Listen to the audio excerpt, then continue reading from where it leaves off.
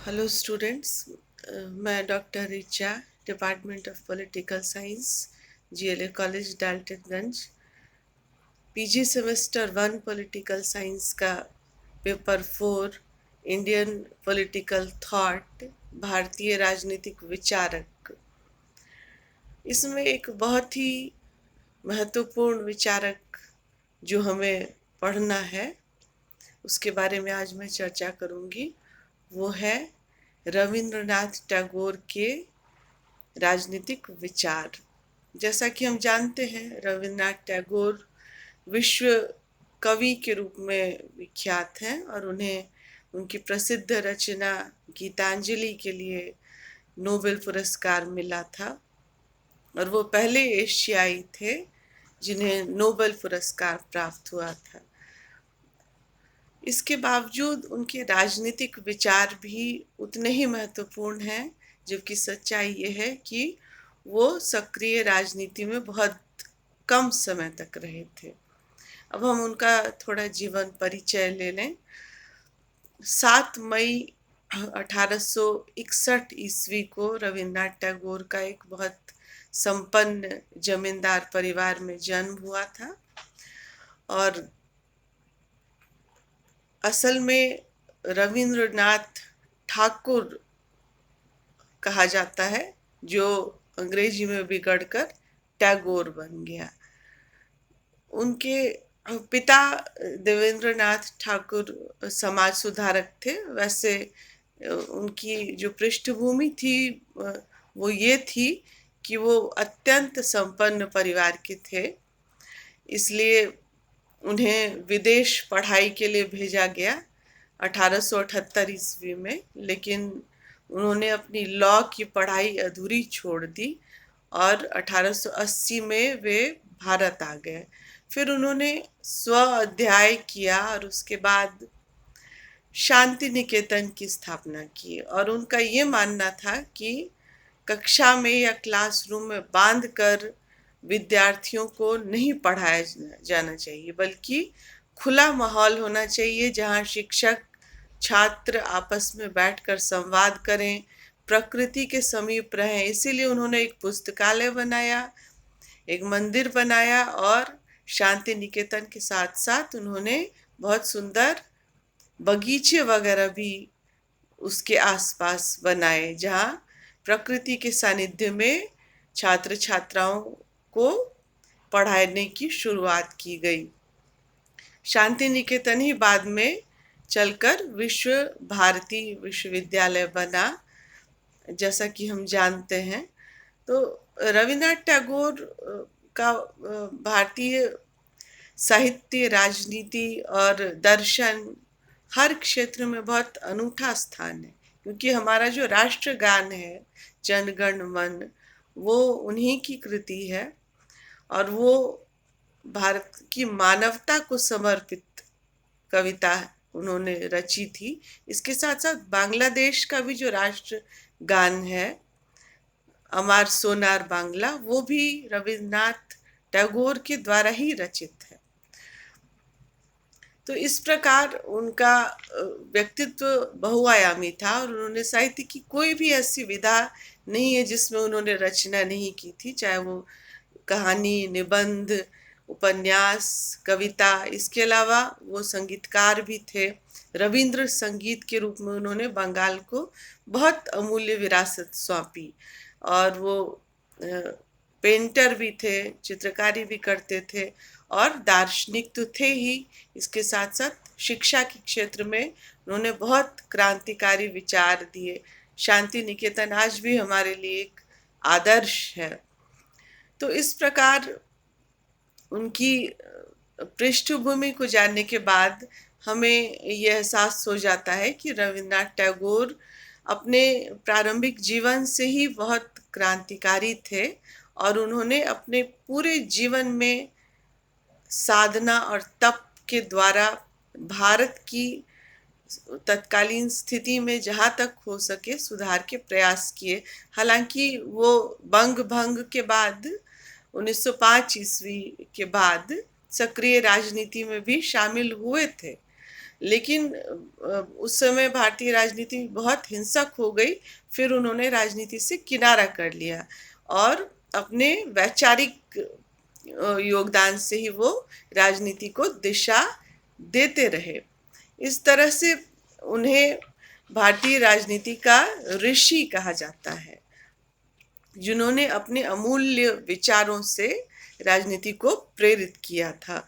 अब उनके राजनीतिक विचार जो हैं उनमें सबसे महत्वपूर्ण ये है कि उन्होंने शक्ति का विरोध किया था और राष्ट्रवाद के भी वे खिलाफत करते वाले व्यक्ति थे। इसके साथ साथ उन्होंने अंतर्राष्ट्रवाद का समर्थन किया।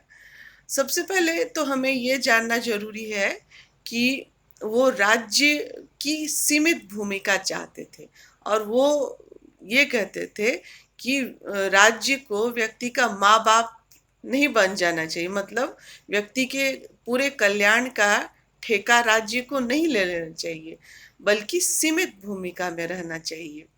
तभी व्यक्ति अपने व्यक्तित्व का पूर्ण रूप से विकास करने में खुद प्रयास करेगा और सक्षम भी हो सकेगा। नहीं तो वो राज्य पर आश्रित हो जाएगा और राज्य फिर उसका शोषण विभिन्न माध्यमों से करता रहा है। जैसा कि हम जानते हैं कि पिछले जितने भी दौर में हम देखते हैं कि राज्य के जितने भी रूप रहे उनमें गरीबों का और सर्वहारा वर्ग का शोषण ही होता रहा है। इसीलिए रविन्द्रनाथ टैगोर मानवीयता और मनुष्य को प्रथम स्थान देते हैं और राज्य और समाज को द्वितीय स्थान। यहाँ तक कि उन्होंने ईश्वर को भी ये रूप दे दिया कि हमें मानव में ईश्वर को देखना चाहिए। उन्होंने ईश्वर का एक तरीके से मानवीकरण कर दिया था और उनका ये कहना था कि अगर मुझे अध्यात्मवाद और मानववाद दोनों में से किसी एक को अगर चुनना पड़े, अर्थात आध्यात्मिकता को ज़्यादा महत्व देना पड़े या राष्ट्रवाद को ज़्यादा महत्व देना पड़े कि मानवता को, तो मैं मानवता को प्रथम स्थान दूंगा। इस तरीके से उन्होंने जो है राज्य के दमनकारी स्वरूप को भी पूरी तरह से नकार दिया और उनका ये कहना था कि सबसे प्रमुखता जो दी जानी चाहिए वो व्यक्ति की स्वतंत्रता को। हम जानते हैं कि वो दौर भारत की गुलामी का दौर था। रविन्द्रनाथ टैगोर का जन्म, जैसा कि पहले भी चर्चा हुई, कि 1861 ईस्वी में हुआ था और उनका निधन 1941 ईस्वी में हुआ। तो वो आज़ादी के संघर्ष का दौर था और उन्होंने स्पष्ट शब्दों में कहा कि आज़ादी मनुष्य के जीवन का सर्वोत्कृष्ट लक्ष्य बनाया जाना चाहिए और मनुष्य को आज़ादी मिलनी ही चाहिए। उनका ये कहना था कि हमारे देश को जिन जंजीरों में जकड़ कर रखा गया है उन पर बार बार प्रहार करके हमें उन्हें तोड़ना होगा। प्रत्येक संघर्ष पीड़ा से यानी दर्द से भरपूर होता है, किंतु गुलामी के बंधन से मुक्त होने का दूसरा और कोई उपाय नहीं है। इसी भावावेग में उन्होंने फिर ये 1930 में उन्होंने कहा था। फिर इसी भावावेग में 1934 में वो कहते हैं कि तथाकथित सभ्यों के शासन ने हमें अब तक जो कुछ भी दिया है वह सिर्फ शांति और कानून है, यानी कि कानून का शासन स्थापित हो जाता है और उसका अस्त्र पुलिस राज्य बन जाता है, यानी कि पुलिस दमन के माध्यम से राज्य व्यक्ति के ऊपर शासन करने लगता है। उन्होंने भविष्यवाणी की थी कि भाग्य का चक्र बदलेगा और भारत गुलामी की जंजीरों से मुक्त होगा और अंग्रेजों को अपना साम्राज्य छोड़कर जाना पड़ेगा।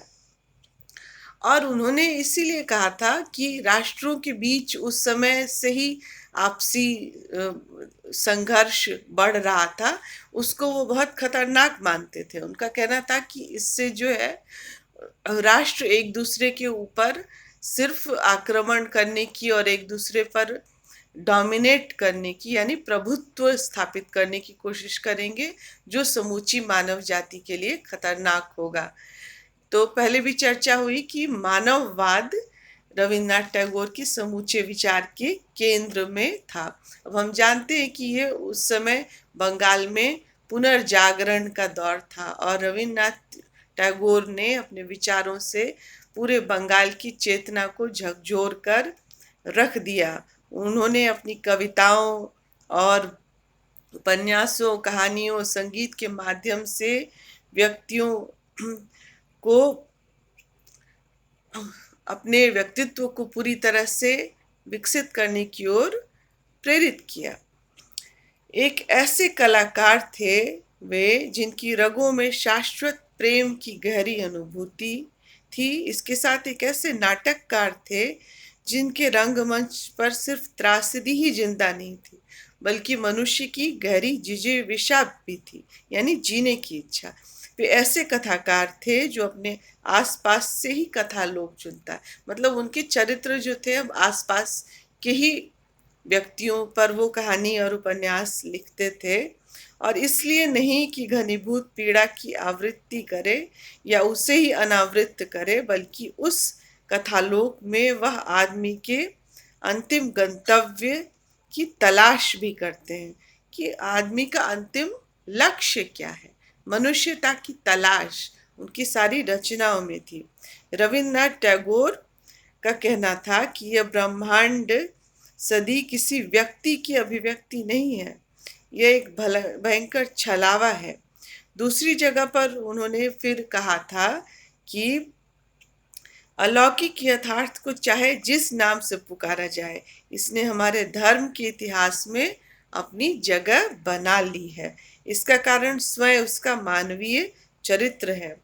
और अलौकिक यथार्थ यानी कि वो जो अलौकिक ईश्वरीय सत्ता की बात कर रहे हैं, जो अंधविश्वास, और इसने क्या किया है, हमारे पाप और पुण्य के विचारों को अर्थ प्रदान कर दिया है, जिससे हम पाप और पुण्य के बीच में ही घूमते रह जाते हैं। और उनके दर्शन का केंद्र बिंदु क्या था? मनुष्य था, ईश्वर नहीं थे। उन्होंने स्वयं ईश्वर के प्रति मानववाद को ज्यादा बढ़ावा दिया। उनके लिए ईश्वर मानव एकता और मनुष्य के व्यक्तित्व की पूर्णता का प्रतीक मात्र था। जैसा कि यूएन घोषाल लिखते हैं कि जिसे परम और पूर्ण कहते हैं वह सर्वोच्च मनुष्य है, यानी कि मानवीकृत ईश्वर है। इस प्रकार से उन्होंने ईश्वर के प्रति प्रेम को मानव के प्रति प्रेम में बदल दिया। उनका ये कहना था कि अगर आप मानव से, इंसानों से प्रेम करेंगे, इसका मतलब ये है कि आप ईश्वर से प्रेम कर रहे हैं। रविन्द्रनाथ टैगोर के कथन के अनुसार ईश्वर का सत्य मानव का सत्य है और यह समस्त ब्रह्मांड स्वयं एक मानवीय ब्रह्मांड है। आइंस्टीन से एक रोचक वाद विवाद हुआ था। आइंस्टीन का नाम आप जानते ही होंगे, सुना होगा।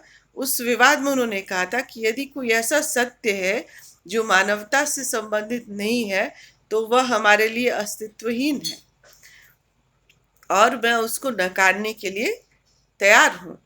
फिर हम देखते हैं कि रविन्द्रनाथ टैगोर की अंतर्राष्ट्रीयता का विचार भी बहुत महत्वपूर्ण है और वो संसार की जो विषमता, असमानता थी, उसको खत्म करके संसार को पूर्ण रूप देने का सपना देख रहे थे। इसीलिए उन्होंने अंतर्राष्ट्रवाद को बढ़ावा दिया, यानी कि वसुधैव कुटुंबकम की अवधारणा उनके मन में थी। और उस समय भी जैसा कि हम जानते ही हैं कि प्रथम विश्व युद्ध हो चुका था 1914 से 1918। उसके बाद 1945 तक जो है द्वितीय विश्व युद्ध चला था। और जब टैगोर थे उस समय द्वितीय विश्व युद्ध की पृष्ठभूमि तैयार हो रही थी। हालांकि उनका निधन 1941 में हो गया। तो उन्होंने ये कहा था कि राष्ट्रों के बीच ये जो प्रतिस्पर्धा है, इससे विश्व मानव और विश्व शांति को सबसे बड़ा खतरा है। इसलिए हमें जो है राष्ट्र की सीमाओं को खत्म करके अंतर्राष्ट्रीयता की बात करनी चाहिए। और वो शांति की बात सिर्फ किताबी बात नहीं करते थे, शांति की बात उन्होंने स्वतंत्रता और विश्व बंधुत्व के उदात्त आदर्श के रूप में की, जिसका प्रतीक उनकी किताबों, उनकी रचनाओं यानी कि उनकी कविताओं में, उपन्यासों में, कहानियों में शांति का संदेश पाया जा सकता है।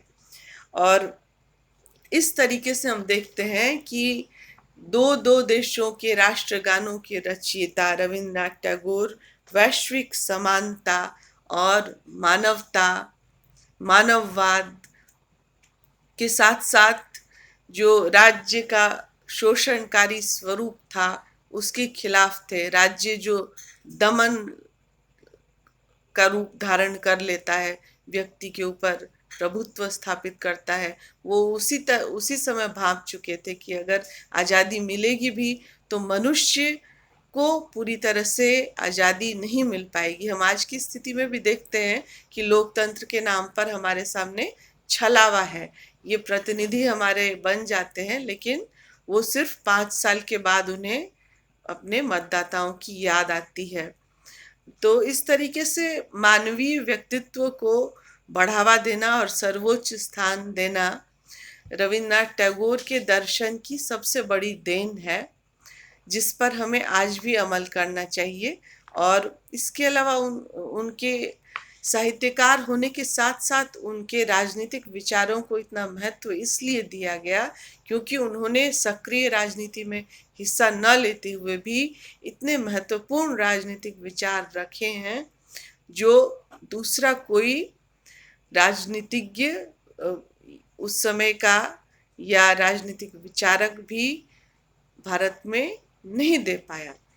इसलिए हमें राजनीतिक विचार जो रविन्द्रनाथ टैगोर की विरासत हैं, कविता, कहानी और संगीत के अलावा, ये भी हमारी अमूल्य विरासत है जिस पर हमें मनन करना चाहिए और भारतवर्ष में इसको लागू करना चाहिए।